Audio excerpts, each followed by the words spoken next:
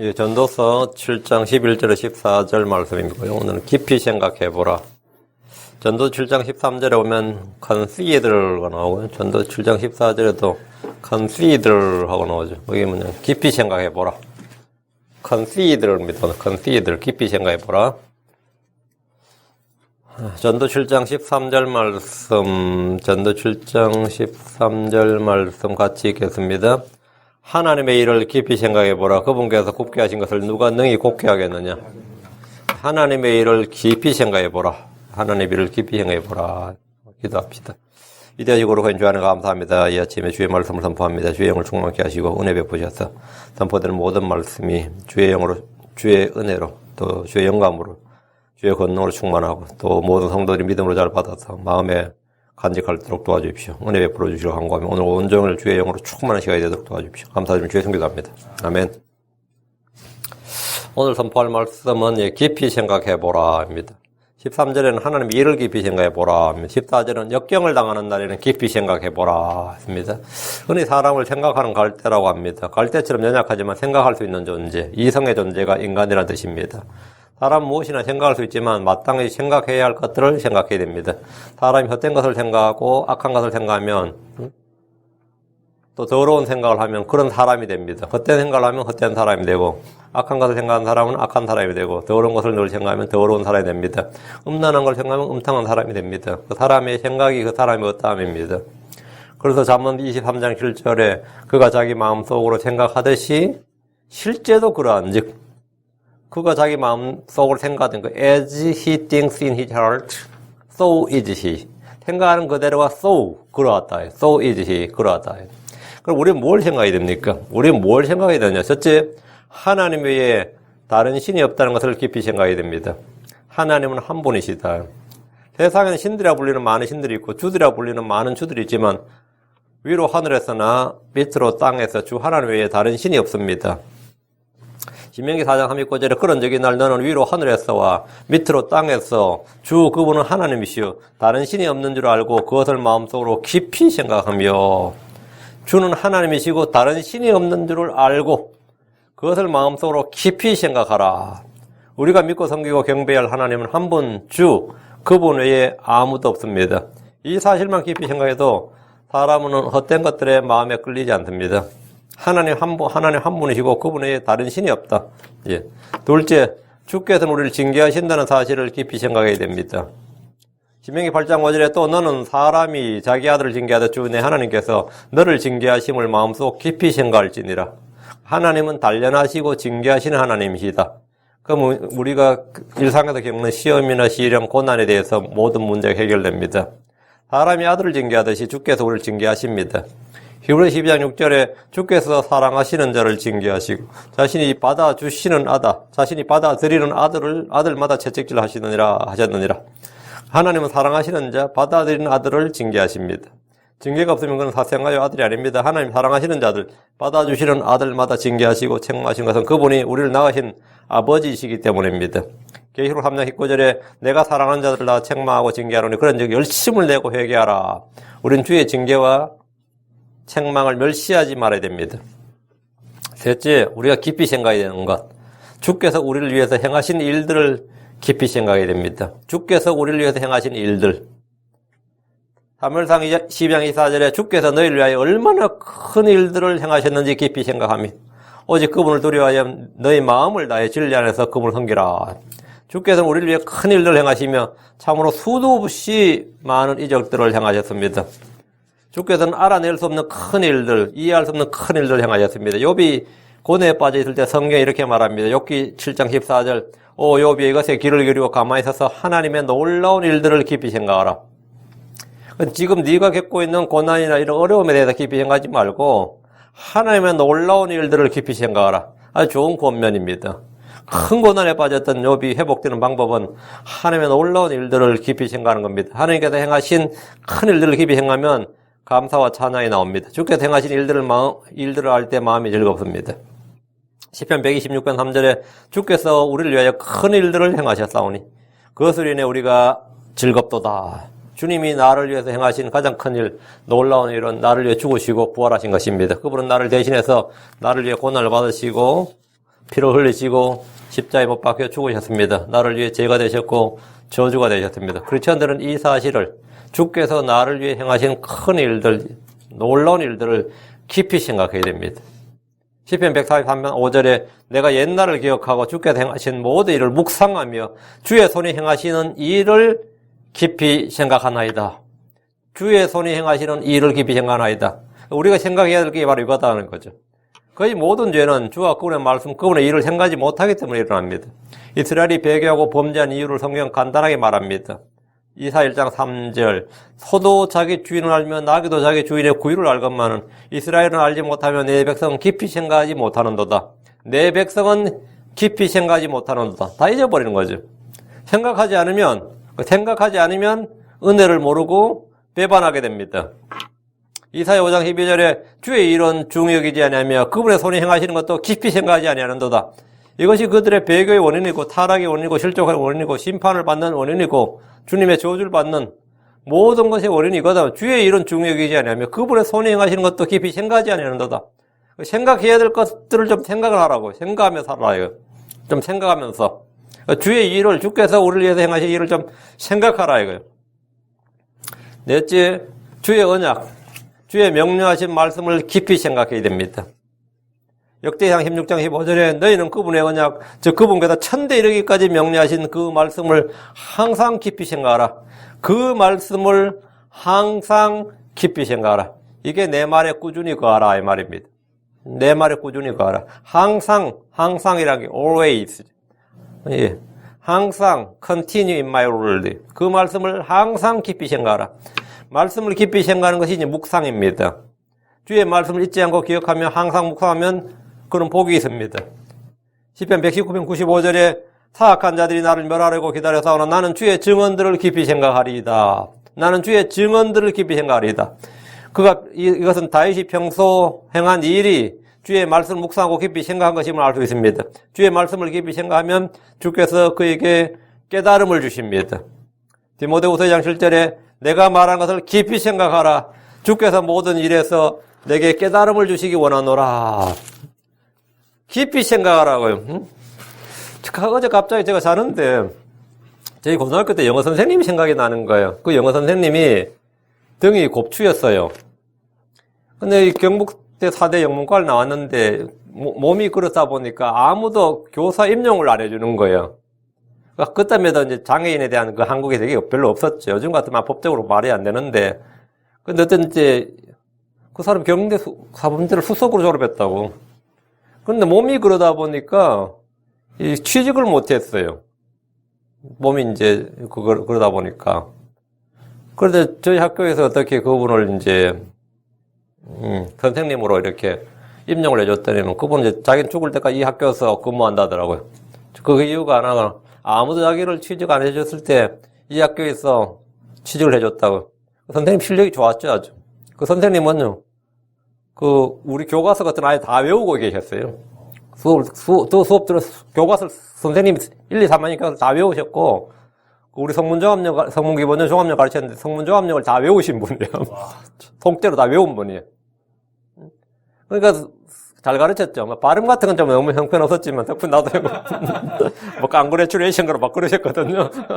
그리고 이제 문법이나 어휘, 구문에 대해서는 완전히 굉장히 밝으셨던 분이고, 전에 제가 팝송에 그래 빠졌다는 분 있죠. 그분이 그분이에요. 네. 그분은 항상 자기를 은혜를 기억하는 분이에요. 근데 이제 제가 왜 그분을 어젯밤에 기억하게 됐냐면, 자기 전에 갑자기 생각이 나는데, 자기 고등학교 때 자기 집에 선교사가, 외국서 온 선교사가 하숙을 했다는 거예요. 그럼 당연히 기독교를 믿게 되겠죠. 한국서 선교사들 하면 영어 배우려고 그러면 막 그래요. 자기도 그랬기 때문에. 그래도 지금 크리스천이냐면 아니야. 그 이야기를 저한테 했기 때문에 제가 그걸 기억하는 겁니다. 다른 것 때문에 기억하는 게 아니라. 근데 그때는 쏙쏙 믿기더라는 거예요. 그 선교사 하는 말이 다 받아들여지고 믿기는데, 그럼 예수를 믿었을 거 아니야. 근데 그때는 자기가 안 믿어. 저하고 이야기할 때는 예수를 안 믿는데. 그러니까 하나님이 사람을 만들었다 그러더라. 그래. 그럼 내가, 그때 저도 불신자였어. 하나님이 사람을 만들었더라 그러더라. 그럼 말이 되죠? 그 자기가 나중에 커서 이제 더 생각해보니까, 하나님은 누가 만들었는데, 이렇게 생각이 드는 거예요. 그런 생각 누구라도 한번 해보잖아요. 하나님 사람을 만드셨으면, 그럼 하나님은 누가 만들었는데, 오케이. 그럼 하나님을 누가 만들었냐면, 그 하나님을 만든 누가 있다 그러면, 그럼 또 누가 만들었냐고 끝이 없잖아요. 이게 무한대야. 이게 무한대라고. 무한대라는 것은 1, 10, 100, 1000에서 무한대로 가는 수 있지만 역으로도 무한대가 있습니다. 1, 0.1, 0.01, 0.001, 0.0000 이래가지고 쭉 가면 그 끝까지 가면 뭐가 있는 거야? 1이라는 게 있단 말이야. 없으면 모를까? 있으니까. 그러면 제로란 건 없는 거예요. 0.00000 해가지고 막 수천 년 가더라도 하여튼 0.00였지만 그 작은 미시한 뭐는 있는 거지. 그걸 극한이라 그래요. 리미티드라 그래요. 응? 이거 수학인데. 이 극한이라 그래요. 극한으로 하는데 이거는 극한은 이 large 쪽으로도 극한이 있지만 small 쪽으로도 극한이 있어요. 근데 극한이 있다는 말은 0은 아니야. 아무리 가도 0은 아니라 0.00이지만 0은 아니라고, 그거는. 0과 0.0000 하여튼 끝에 뭐가 있다고? 1이 있다고. 근데 이 사람이란 존재가 만약 1로 두면 쫙 올라가면 있다 치면 어디로 가든 어느 방향으로 가든지 존재는 있는 거지. 존재는 있는 거지. 하여튼 그때 깊이 있는 이야기를 나눴어. 존재는 있는 거라고. 그러면 맨 처음에 뭐가 있었느냐지, 핵심은. 그렇죠? 아메바가 있었어? 단백질이 있었어? 맨 처음에 뭐가 있었느냐? 그것은 저도 모르죠. 근데 먼저 내가 크리스천에 대해서도 그 질문 몇 번 생각해 봤는데, 그 질문은 나만 생각해 다 질문이에요. 하나님이 사람을 만드셨으면, 그럼 하나님 누가 만들어요? 그러면, 그건 누가 만들냐면, 끝이 없을 거 아니야. 무한대라고, 그거는. 질문은. 무한대로 가는 거라고요. 거기에 대한 답변이 있어요, 없어요? 그럼 우리 다 봐죠. 교리문답 나오죠. 하나님은 자존자시다. 스스로 계시는 분이다. 처음부터 계셨고, 그건 나오잖아요. 근데 그게 사실 요한복음 1장 1절에 있어요. 처음에 뭐라고요? 뭐가 있었다고? 처음에 뭐가 있었어요? 말씀이 계셨느니라지. 처음에 말씀이 계셨고,잖아요. 그 말씀이 하나님이었느니라. 그러면 그 무한대로 내려가든 올라가든 간에 하여튼 처음에 뭐가 있었다고요? 말씀이 계셨다고. 주의 언약, 주의 명령의 말씀을 깊이 생각해야 된다. 저도 그게 늘 궁금했었어요, 사실은. 응? 성경이 대체 뭐라고 말하냐? 그냥 말 안 하고 그냥 입 딱 닫고, 그냥 하나님이 무한에서 무한이다. 이렇게만 딱 하고 끝이냐? 성경의 답이 딱 있어요. 처음에 뭐가 있었다? 말씀이 계셨다. 벌써 우리의 질문에 대한 답이 거기, 처음에, 가장 맨 처음에 뭐가 있느냐? 말씀이 계셨다. 말씀이 하나님이셨느니라. 그 이유는 몰라. 하여튼 처음에 뭐가 있었다고? 말씀이 계셨다고. 이 말씀을 깊이 한데, 이 말씀, 내가 말하는 것을 깊이 생각하라. 디모데후서 1장 1절에 내가 말하는 것을 깊이 생각하라. 주께서 모든 일에서 내게 깨달음을 주시기 원하노라. 저는 그걸로 이 만물의 기원에 대한 그걸 대답을 얻었어요. 처음에 말씀이 계셨다. 그래서 그리스 철학에서는 처음에 분자가 있는 줄 알았어요. 그러다 좀 더 과학이 발전하고 분자가 아니라 더 최소한의 원자가 있다.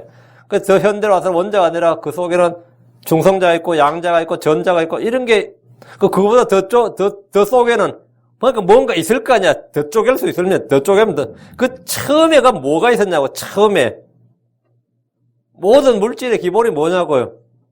모든 존재하는 모든 것에 우리가 존재한다고 생각하는 모든 것의 기본이 뭐냐고요. 말씀입니다. 처음에 말씀이 계셨다고. 처음에 말씀이 계세요. 말씀으로 모든 것이 지어진 겁니다. 이거든 뭐 사람이든 짐승이든 존재하는 모든 건 뭐로 지었다고요? 말씀으로 지어진 겁니다. 이거는 물리학에서는 이해 못할 겁니다. 말씀으로 지어졌어요. 다섯째, 우리의 길들을 깊이 생각해야 됩니다. 학개서 1장 5절에 그걸 우리 이제 만군의 주가 이같이 말하노라. 너희 길들을 깊이 생각할지니라. 너희 길들을 깊이 생각할지니라. 주께서 이 말씀을 반복해서 말씀하셨습니다. 학개서 1장 7절에 만군의 주가 이같이 말하노라. 너희 길들을 깊이 생각할지니라. 우리가 걷는 길이 주의 길, 진리의 길, 의의 길, 믿음의 길, 화평의 길인지 깊이 생각하는 겁니다. 생명의 길이 아닌 사망의 길로 걷는 이들이 있습니다. 좁은 길이 아니라 넓은 길로 걷는 이들이 있습니다. 옛 행로를 버리고 자기 눈에 오른 대로 걷는 이들이 있습니다. 하나님은 너희 길들을 깊이 생각하라고 하셨습니다. 너희 길들을 깊이 생각하라. 여섯째, 공중의 새들과 들의 초목들이 어떻게 자라는지 깊이 생각해야 됩니다. 주께서 먹고 사는 일로 염려한 이들에게 들의 백합이 어떻게 자라는지 깊이 생각해 보라고 하셨습니다. 마태복음 6장 28절에도 너희가 어찌하여 옷을 위해 염려하느냐 들의 백합들이 어떻게 자라는지 깊이 생각해 보라. 그들은 수고도 아니하고 길쌈도 아니하느니라. 사람들이 아무리 정원을 예쁘게 꾸며도 사람들 손이 닿지 않는 원실이면 밀치지 못합니다.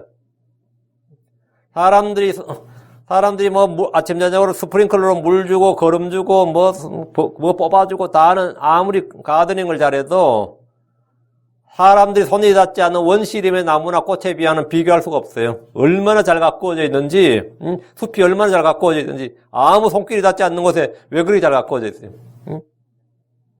그리고 산림이 훼손되면 제일 먼저 하는 게 뭔지 아시죠? 입산금지입니다. 사람이 안 가면 돼. 사람 안 가면 자연은 다 회복됩니다. 사람이 안 가면, 그곳에 사람이 못 가도록 금지를 1년, 2년 금지만 지켜놓으면 거기는 다시 울창해집니다. 대체 누가 그렇게 가드닝을 잘하는 거예요? 그 산을, 그 들판을 누가 그렇게 숲이 우거지게 하고, 풀들이, 그렇게 잘 자라게 하고, 그렇게 아름답게 만드느냐? 누가 만들어요? 누가 물을 주고, 누가 걸음을 준 거야? 누가 그걸 가꾼 거냐고? 예, 하나님이 하신 겁니다. 하나님이 한 거예요. 그리고 어떨 땐 나무가 너무 빡빡하게 너무 많이 자라가지고, 얘가 좀 이만큼 벌목을 완전히 해치워야 돼요. 그러면 나무와 나무들이 막 바람에 비비대면 말이죠. 불이 일어나요. 그 자연발화라 그럽니다. 그리고 확 다 타버리는 겁니다. 그러면 다시 자라는 겁니다. 다시 자라요. 희한하죠. 사람이 불을 지른 게 아니라, 그냥 놔둬도 원시름 너무 빽빽하게 차면 다시 불이 나서 그걸 다 태워요. 네. 하나님께서 다 입히고 가꾼다고. 그래서 지금 본 들의 백합들이 어떻게 자라는지 깊이 생각해보라. 그것들은 수고도 아니하고 길쌈도 아니하느니라. 우리 주께서 공중의 날짐승들을 보라 하셨습니다. 날짐승들은 씨를 뿌리지 않고 거두지 않고 곳간에 모아들이지도 않지만 하늘 아버지께서 그들을 먹이십니다. 들의 백합들은 수고도 않고 길쌈도 하지 않지만 주께서 입히셨습니다. 아궁에 던져질 들풀도 주께서 입히셨다면 그보다 귀한 사람들은 어떻게 했습니까? 마태복음 6장 30절 오 너희 믿음이 적은 자들아 하물며 너희는 더 잘 입히지 아니하시겠느냐. 주님께서 더 잘 입히신다. 이거. 깊이 생각해보라요. 일곱째, 그래서 예수님을 깊이 생각해야 됩니다. 부모의 은혜를 깊이 생각하는 사람들은 이제 우리가 효자라 그러죠. 부모의 은혜를 깊이 생각한다. 부모가 나를 위해서 한 일을 깊이 생각하고 부모님을 깊이 생각한다 그러면 그 사람 효자라 그래요.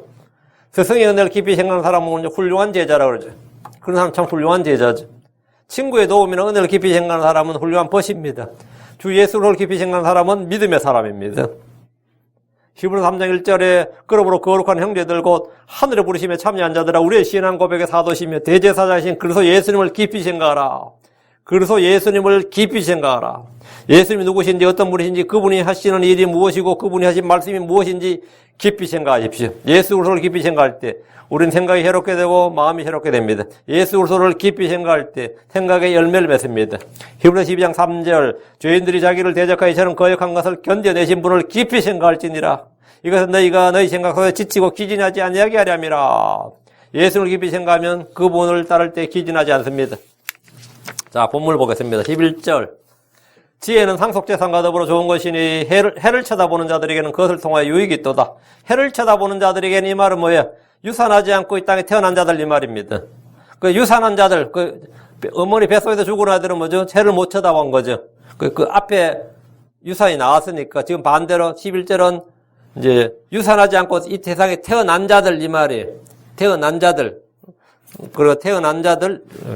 상속재산은 부모가 죽은 후에 받는 재산이라 뜻이지만 사실은 이 상속이라는 것은 물려받는 게 다 상속입니다. 부모가 죽지 않아도 내가 부모에게 받는 모든 것은 다 상속재산입니다. 선천적으로 타고나는 모든 것이 다 사실은 상속재산입니다. 나의 인물은 내가 가꾼 게 아니에요. 타고난 거예요. 나의 신체 조건이나 환경은 그대로 물려받습니다. 나의 피부색은 물려받은 거예요. 내가 뭐 키가 크고 작고 뭐 어떻게 전부 다 물려받은 거예요. 응? 뭐 다른 거 없어요. 물론 자기가 뭐 못나서 부모 원망하는 애들도 있지만 우리 부모 그거 어떡하라고? 그거는 인헤리턴스예요. 그건 상속이라고. 금수저로 태어난 사람과 흙수저로 태어난 사람은 차이가 뭐죠? 상속 재산의 차이입니다. 상속 재산의 차이. 건강한 몸에 좋은 인물 가진 사람과 병약한 몸에다 인물까지 좋지 않는 사람의 차이가 상속 재산의 차이입니다. 나는 받은 게 태어날 때부터 물려받은 게 다르다고. 다른 거 차이가 아니라 물려받은 게 달라요. 태어나 보니까 좋은 집에 좋은 부모에 돈이 많고 명망 있는 집안의 배경이라면 그건 자기가 얻은 것이 아니라 선천적으로 받은 상속재산. 이건 귀속재산이라고 그래요. 상속재산입니다. 성경이 말한 상속재산이에요.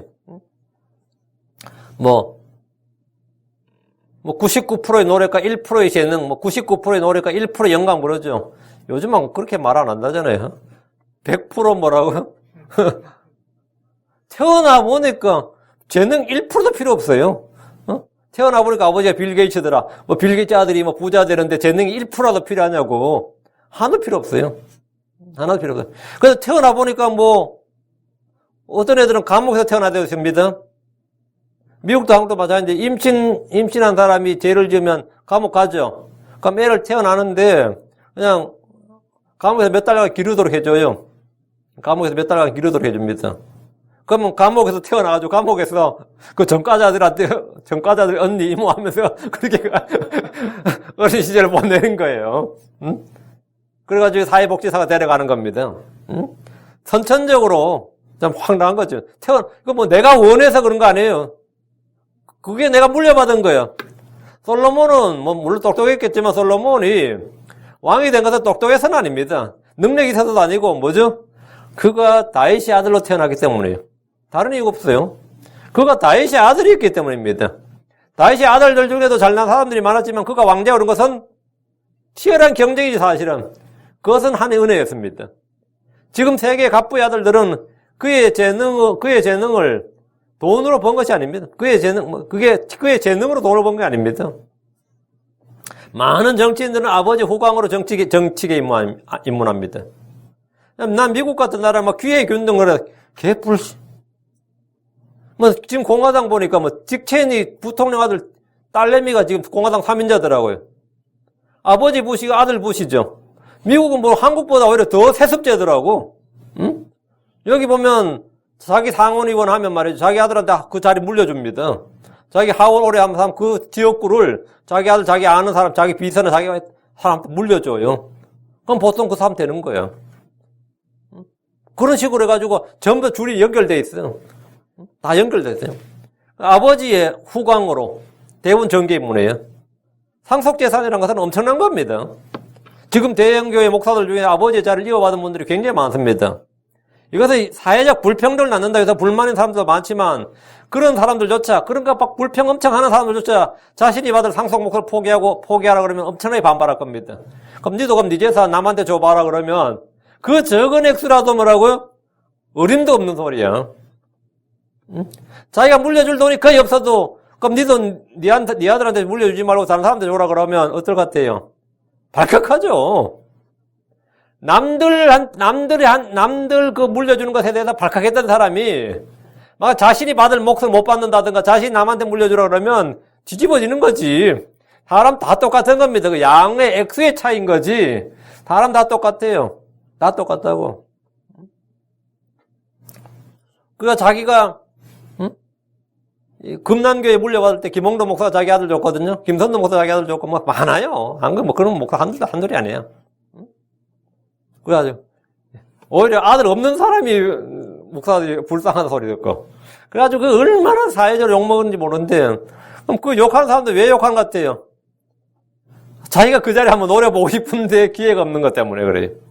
자기가 그 자리에 한번 얻고 그건 너의 상속 몫이 아니라고.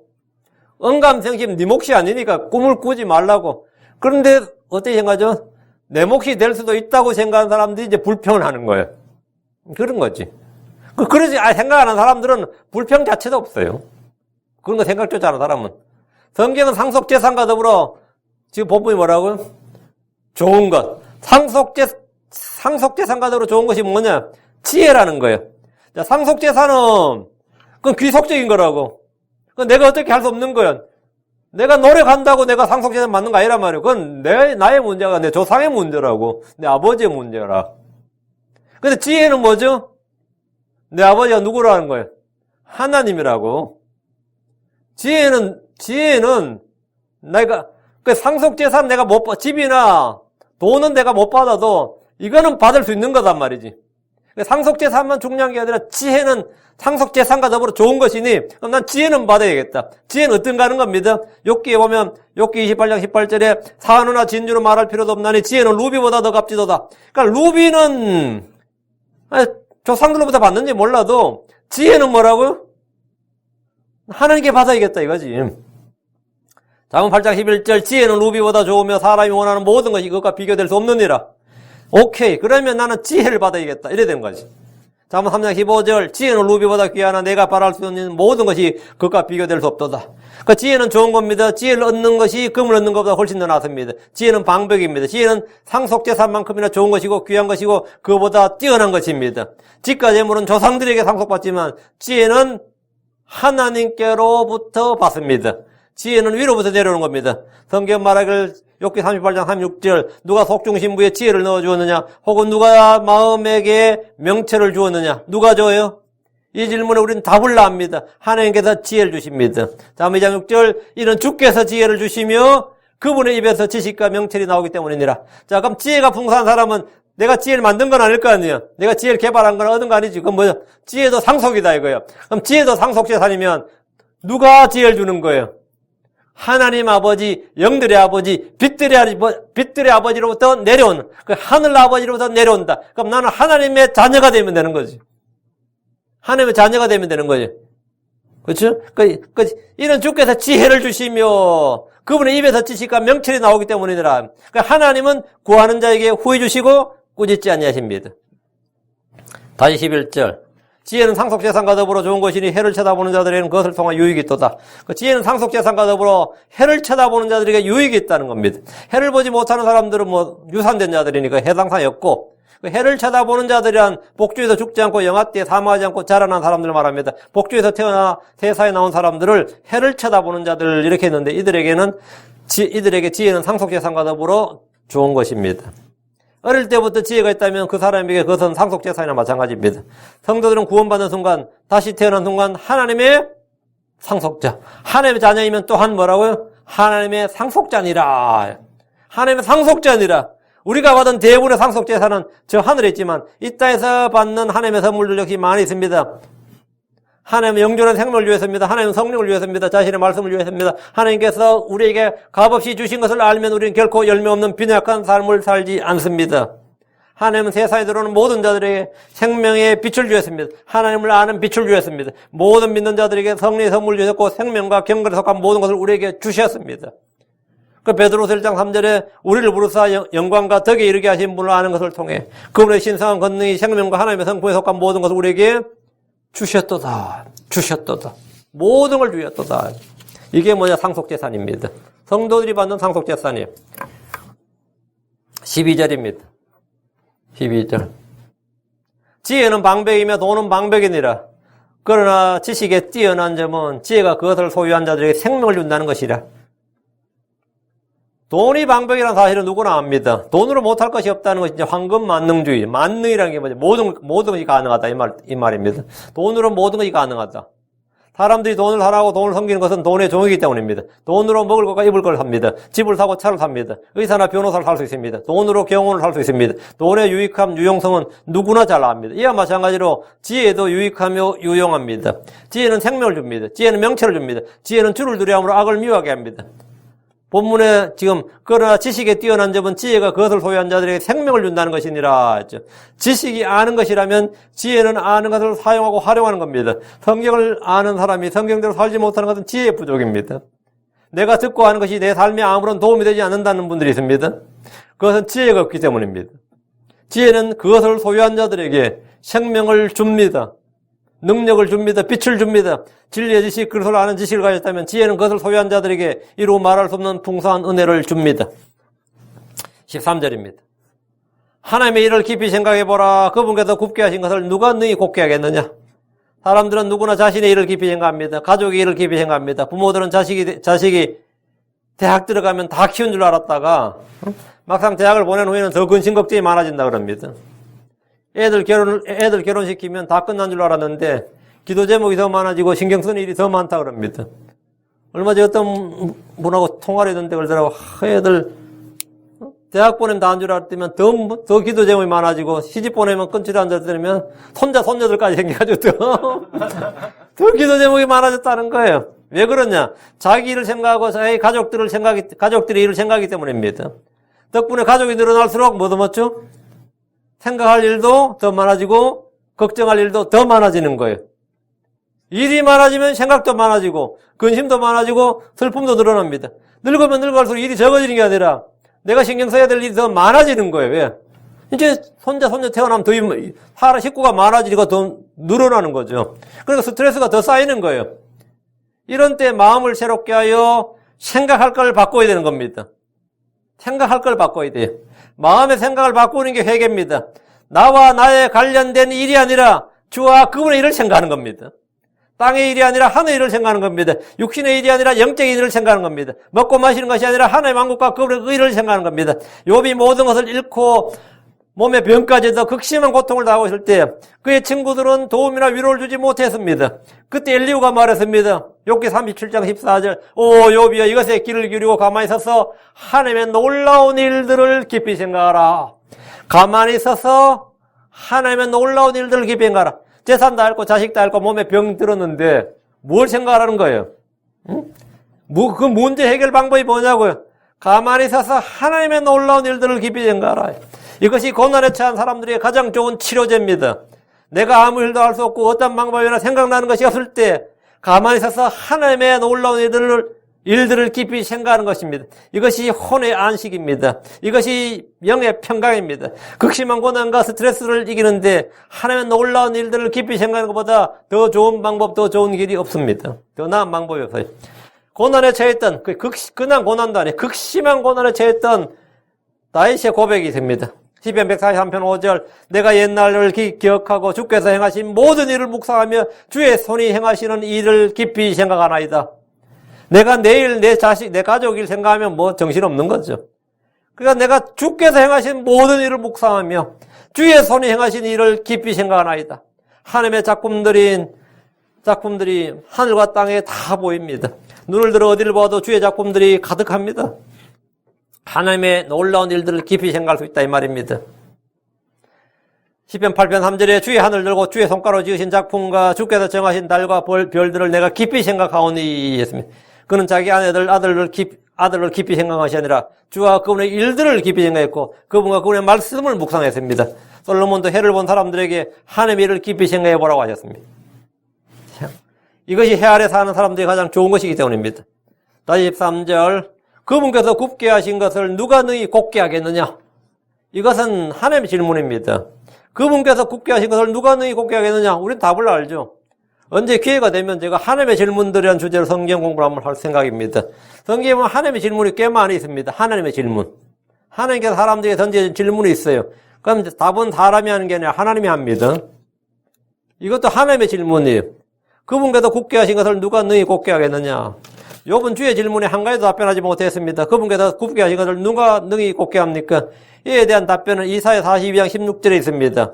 이사야 42장 16절 또 내가 눈먼 자들을 그들이 알지 못하던 길로 데려가고 그들이 알지 못하던 행로들로 그들을 인도하며 또 어둠이 그들 앞에서 빛이 되게 하고 또 구부러진 것들을 곱게 하려. 여기 구부러진 것들을 곱게 하리라. 누가? 내가. 굽은 것들을 곱게 한다고요. 내가 굽은 것들을 곱게 한다고요. 내가 이런 일들을 그들에게 행하며 그들을 버리지 아니하리라. 내가 이런 일들을 그들에게 행한다. 구부러진 것들을 곱게 하는 건 누구겠느냐. 하나님은 굽게 하신 것을 하나님께서 곱게 하십니다. 이스라엘은 자기 목을 곱게 해 듣지도 않고 교훈을 받지도 않았습니다. 마귀는 굽은 뱀입니다.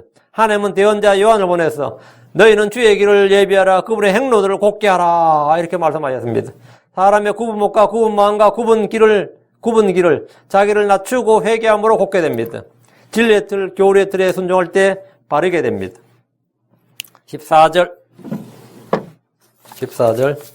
형통한 날에 기뻐하되 역경을 당하는 날에 깊이 생각하라. 하나님께서 또한 이것과 저것을 마주보게 두신 것은 사람이 자기 뒤에 일어날 일을 찾지 못하게 하라 하심이니라. 이 구절은 저희 교회 질문과 답변란에 있어요. 질문을 굉장히 많이 받았던 거죠. 이게 뭔 뜻이냐? 이게 무슨 뜻이냐? 이 구절은 성경에서 가장 위대한 구절들 중에 하나로 여겨지는 말씀입니다.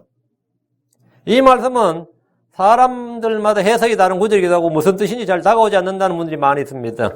이 구절을 불신자에게 적용해보면 비교하기 쉽습니다. 형통하는 날에는 기뻐하고 역경을 당하는 날에는 깊이 생각하는 것인데 여기서 철학과 종교가 나옵니다. 사람은 고난과 역경을 극복하기 위해서 철학을 만들었고 종교를 만들었습니다. 그러나 아무런 문제도 해결되지 않았고 아무도 문제를 해결할 수 없었습니다. 이 구절을 성도들에게 적용하면 형통하는 날에 기뻐하고 역경을 당하는 날에는 깊이 생각하라고 하는데 우리는 도움이 어디서 오는지 깊이 생각하고 단련하시는 하나님을 생각하고 잠시 받는 가벼운 고난이 이룰 영광의 비중을 생각하고 믿음이 단련되는 것이 금을 단련하는 것보다 더 귀하다는 것을 생각하게 합니다. 성도들은 역경의 날, 고난의 날에 오히려 기뻐합니다. 고린도서 12장 10절에 그러면 내가 그리스도로 인하여 연약한 것들과 치욕과 궁핍과 핍박과 고난당한 것을 기뻐하노니 내가 약할 때 그때에 내가 강하니라. 사도 바울은 감옥에 갇히고 죽게 되었을 때 자신의 심정을 이렇게 말했습니다. 빌립보서 2장 17절 참으로 그러하며 또 너희의 믿음과 희생과 섬김 위에 내가 헌물을 드려질지라도 나는 기뻐하고 너희 모두와 함께 기뻐하리라. 그건 내가 죽게 된다 할지라도 기뻐한다 이거지. 그런 역경을 당하는 날에 주와 함께 있었고 또 죽음이 있게 될 그것들을 깊이 생각하기 때문입니다. 성도는 역경을 당하는 날에 고난이 주는 유익에 대해서 깊이 생각하게 됩니다. 하나님 왜 자기 백성들, 의로운 자들에게 고난을 주시는가? 이에 대해 우리는 성경에 분명한 답변을 가지고 있습니다. 첫째, 고난은 우리의 믿음을 단련하고 마음을 단련합니다. 둘째, 고난은 세상에 대한 소망을 끊어버리고 하늘에 대한 소망을 크게 해줍니다. 고난 당하면 세상 살 맛이 없는 거죠. 계속 몸이 아프면 육체 안에 계속 거하고 싶은 마음이 생겨요, 안 생겨요? 안 생겨요. 이 육신과 이 세상에 대한 정욕을 다 끌어버리는 게 고난입니다. 셋째, 고난을 통해 우리는 죄를 그치고 의를 추구하게 됩니다. 베드로 4장 1절에 육체에서 고난을 당한 자는 이미 죄를 그쳤나니였습니다. 넷째, 고난을 통해 우리는 정련되고 정같이 됩니다. 고난을 통해 우리는 의의 화평의 열매를 맺습니다. 다섯째, 고난을 통해 우리는 주의 법규들을 배우게 됩니다. 시편 119편 71절에 고난 난 것이 내게 유익하오니 이로써 내가 주의 법규들을 배우게 되었나이다 됩니다. 여섯째, 고난을 통해 우리는 순종을 배웁니다. 히브리서 5장 8절에 그분께서 아들이실지라도 친히 고난받으신 일들로 말미암아 순종하기를 배우사. 일곱째, 고난을 통해 마음을 낮추게 되고 주를 찾게 됩니다. 주께서 말씀하셨습니다. 베드로전서 2장 21절 참으로 너희가 심지어 그 일을 위해 부르심을 받았나니 그리스도께서 우리를 위해 고난을 당하심으로 우리에게 본을 남기사 너희가 자신의 발자취를 따라오게 하셨느니라. 여덟째, 고난받는 일은 주께서 정하신 것입니다. 데살로니가서 3장 3절 아무도 이런 고난들로 인해 흔들리지 않게 하라니라. 우리가 이런 고난을 받도록 정해진 줄을 너희 자신이 아느니라. 아홉째, 의로 인하여 고난을 당하면 행복한 자입니다. 열째, 잘 행함으로 고난을 받는 것은 하나님의 뜻입니다. 그리스도의 고난에 참여한 자는 보상이 큽니다. 베드로전서 4장 13절에 잘 행함으로 베드로전서 4장 13절 오히려 너희가 그리스도의 고난에 참여한 자가 되었으므로 기뻐하라. 이것은 그분의 영광이 드러날 때에 너희가 넘치는 기쁨으로 또한 즐거워하게 하람이니라.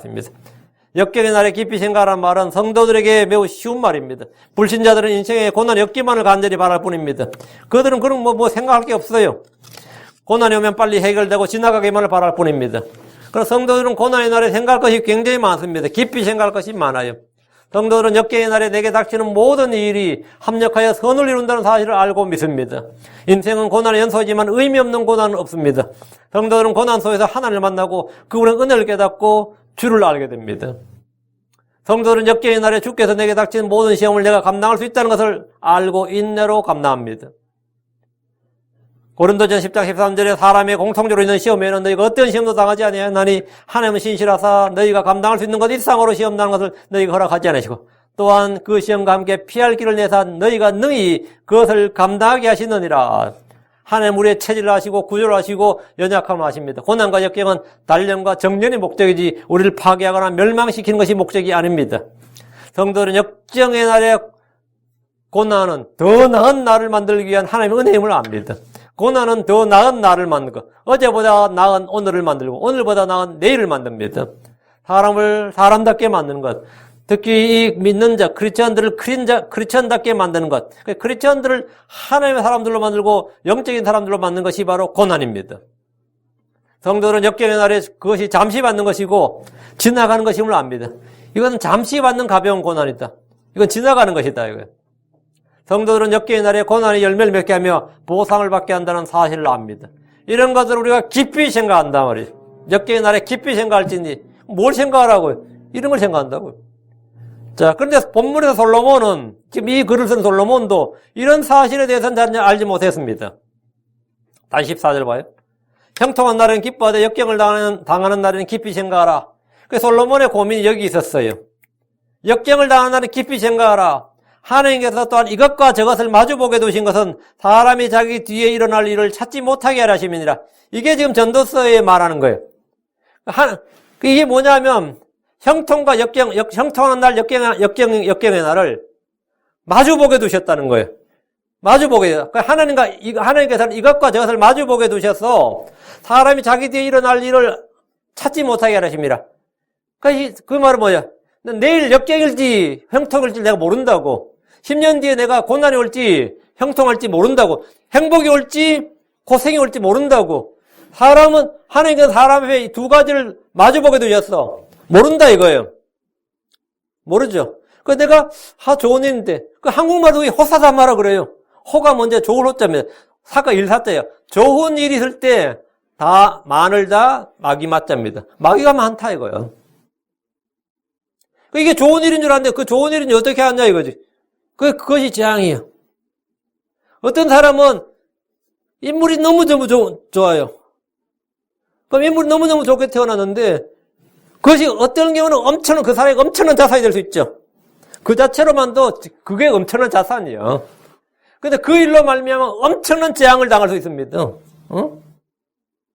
어릴 때 인물이 좋아가지고 사람 눈에 딱딱 띄어가지고 욕이란 욕은 다 당하는 거예요.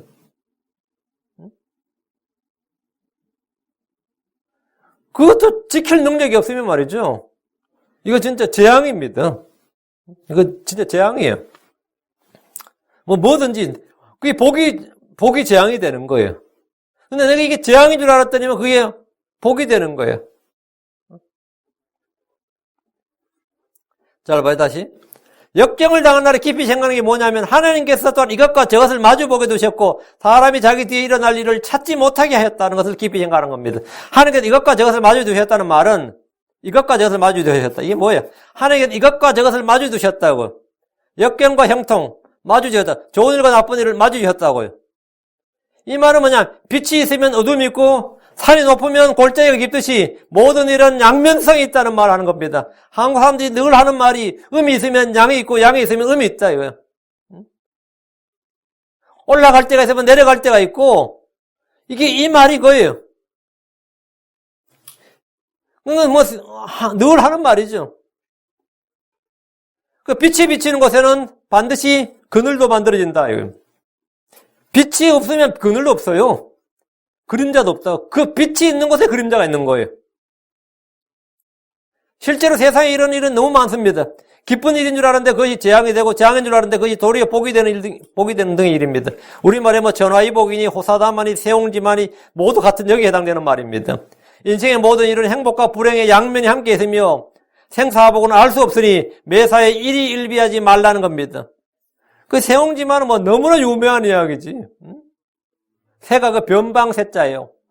옹은 늙은이 옹자고 변방의 늙은이에 있었던 말. 하도 유명한 이야기라서 좀 영어로도 번역돼서 미국 애들 교과서에도 나와요. 그게 세옹지마 이야기가. 늙은 영감이 말을 하나 키웠는데 말이 도망을 쳐버렸대요. 그 동네 사람들이 영감한테 와서 아이고 말을 잃어버렸으니 어떻게 그렇게 참 그 재산상의 손실과 더불어 참 안 됐다고 위로를 했더니만 안 되긴 뭐가 안 됐냐고. 그게 좋은 일이 될지 알 게 뭐냐, 이랬대. 그 말이 갑자기 야생에서 여러 야생마들 데리고서 집으로 돌아가지고, 아이고, 부자 되셨습니다. 이렇게. 뭐 부자는 뭐 그것이 화가 될 줄 누가 알겠느냐고. 그 자기 아들이 그 말을 탔다가 떨어져 가지고 낙상을 해 가지고 다리가 부러졌다는 거죠. 아이고 참 아들 하나밖에 없는 아들이 다리가 평생을 절게 됐으니 이거 참 어떻게 늦게 하던 아들 어떡하냐고. 그것도 이 영감이 그게 꼭 나쁘다고 할 수 없는 일이지 어떻게 알 수 있냐. 아픈 일을 어떻게 알 수 있냐 했더니만 이 전쟁이 터져가지고 모두가 징집이 되는데 아들이 다리가 절어서 징집이 안 되거든. 남들 다 죽고 부상 나하고 뭐 했는데 아들은 뭐 다리는 절지만 어쨌든 평안하게 살았다 이거예요. 그래서 모두 동네 사람들이 인생만 다 세옹지마 만사에 일이 일비하지 말지니라 뭐 이랬다는 거예요. 아주 그 참 성경 말씀 아닌데 참 깊이 있는 말씀이 그게 뭐냐면 이것과 저것을 하나님께서 한 이것과 저것을 마주보게 두신 것은 사람이 자기 뒤에 일어날 일을 찾지 못하게 하려 하심이니라. 이분이 성경적 표현으로 이겁니다. 하나님께서 또한 이것과 저것을 마주보게 두셨다. 하나님께서 형통한 날과 역경의 날을 마주보게 두셨다는 겁니다. 덕분에 사람은 자기 뒤에 일어날 일을 찾지 못합니다. 이제 앞으로는 탄탄대로 남았지요. 그건 알 수 없는 일입니다. 이제 불행 끝 행복 시작이죠. 그건 아무도 알 수 없는 일이에요. 이제 앞으로는 완전 흑암의 터널만 내 앞에 펼쳐졌구나. 그건 아무도 알 수 없는 일이에요. 그건 알 수 없는 일이에요. 그래서 사람들은 알 수 없는 게 내일이고 알 수 없는 게 인생이라고 합니다. 세상의 기륭화복은 누구도 예단할 수 없습니다. 사람은 예지와 예측의 능력을 얻기 위해서 엄청난 양의 데이터들을 모으고 분석하면서 시뮬레이션을 가동해 봅니다. 그러나 아무도 내일 일을 알 수 없습니다. 하나님께서 이것과 저것을 마주 보게 두셨기 때문에 사람은 자기 뒤에 일어날 일을 찾지 못합니다. 베드로는 주와 식사를 함께한 그날에 자신이 주를 부인하고 저주할 줄은 꿈에도 몰랐습니다. 다른 제자들도 그날 밤에 자기들의 닥칠 일을 전혀 알지 못했고 자기들이 주를 버리고 도망칠 줄은 상상도 못했습니다. 예수는 그날 밤에 있을 일들을 미리 말씀해 주셨습니다. 누가복음 22장 31절에 또 주께서 이르시되 시몬아 시몬아 보라 사탄이 너희를 밀가루로 하려고 너희를 갖기 원하였도다. 주께서 베드로를 위해 기도하셨습니다. 그러나 베드로는 말했어요. 그가 그분께 이르되 주여 내가 주와 함께 감옥에도 죽는 데에도 갈 각오가 되어 있나이다. 그때 주님 말씀하셨습니다. 베드로야 내가 내게 말하노니 이날 수탉이 울기 전에 내가 나를 안다는 것을 3번 부인하리라. 참 청천벽력 같은 이야기죠. 베드로는 주와 함께 만찬을 했고 그분이 자신의 발을 씻어주는 놀라운 은혜를 그날 경험했습니다. 그는 자기 뒤에 일어날 일을 전혀 알지 못했습니다. 오늘 이렇게 함께 식사를 하면서 주님 말씀 들었고 주님께서 우리 발을 씻어줄 만큼 진짜 은혜 충만한 참 기억할 3년 반을 따라다녔지만 가장 기억에 남는 밤이었겠죠. 그날이 안 그러겠어요? 정말 아주 놀라운 밤이었다고 놀라운. 그리고 찬송가 한 곡 부르고 지금 간 거 아니에요. 겟세마네로 올리브산으로 갔단 말이죠. 그는 자기 뒤에 일어날 일을 잠시 후에 일어날 일을 전혀 알지 못했습니다. 그는 주를 부인했지만 그 일로 그의 제자됨이나 사도직이 끝난 것이 아니라 다시 회복되었고 성령으로 충만을 받았습니다. 예수님은 자신이 언제 어떻게 죽으실지 아셨습니다. 그는 묻히셨다가 부활하실 걸 아셨습니다. 가룟 유다에 배반하셨고 제자들이 실족할 것을 아셨습니다. 그러나 우리는 내일 일을 알 수 없습니다. 사도 바울은 자신이 죽은 뒤에 자기에게 일어날 일을 알았습니다. 우리는 내가 죽은 뒤에 내게 있을 일들을 압니다. 그러나 성경의 계시를 믿지 않는 사람들은 결코 이 사실을 알 수가 없습니다. 하나님께서 형통의 날과 역경의 날을 마주보게 하셨기 때문입니다. 하나님은 사람들 앞에 생명과 사망을 두셨습니다. 복과 저주를 그들 앞에 두셨습니다. 우리는 선택해야 됩니다. 누구를 따를지 누구를 섬길지 우리는 선택해야 됩니다. 형통함이나 역경은 인생에서 반복되고 나는 내일 일을 알 수가 없습니다. 하나님께서 이것을 마주보게 하셨다 이거예요. 마주보게 두셨다는 거예요. 사람이 자기 뒤에 일어날 일을 찾지 못하게 하십니다. 참 인생 알 수가 없는 게 인생이죠. 그래서 그렇잖아요. 50년, 60년 살면 충분히 이제 인생에서 환희하려 할 것 같은데 그래야 그래. 살아보면 살아볼수록 알 수 없는 게 인생이고 인생은 요지경이라 뭐 그런 게 있죠. 세상은 요지경이다, 인생은 요지경이다, 그런 거 있어요. 알 수가 없단 말이에요. 우리는 세상을 다 알 수 없습니다. 그러나 주께서는 변하지 않습니다. 주께서는 언제나 우리 함께 계시고 우리를 위하시고 우리를 도우시고 우리를 지키십니다. 주께서는 모든 것은 변화되고, 뭔지 몰라도, 주께서는 뭐라고? 변함이 없으시다. 예. The Lord change not. 그 말라기 3장 6절이. 주께서는 변하지 않으시니라. 주께서는 어제나 오늘나 영원토록 same, 동일하시니라. 같으시니라. 주님은, 해전하는 그림자도 없으시다. 주님은 빛이신데, 그 빛이신데, 주님께는 그림자도 없다. 주님께는. 이거 완전한 빛이다. 세상의 빛은 해가 뜨면 전기도 그림자가 있잖아요. 세상의 일은 그래요. 세상의 일은. 좋은 일인 줄 알았는데 그것이 재앙이 되고, 재앙인 줄 알았는데 복이 되고, 이게 별별 일이 다 있지만, 그래서 우리 사람은, 앞으로 일을 알 수가 없지만, 하나님께서 알려주신, 예수님의 증언은 예언의 영이라고 그랬어요. 예언의 영인데, 이것은 변함이 없다. 오늘은 깊이 생각해보라 했는데, 깊이 생각해야 될 것들에 대해서 오늘 좀 정리를 했고요. 깊이 생각해야 될 것, 뭘 생각해야 될지, 또 역경의 날에 우리가 뭘 생각해야 될지를 오늘 정리했고, 이 말씀을 잘 마음에 담아두고, 여러분도 생각해야 될 것을 깊이 생각하시기 바랍니다. 기도합시다.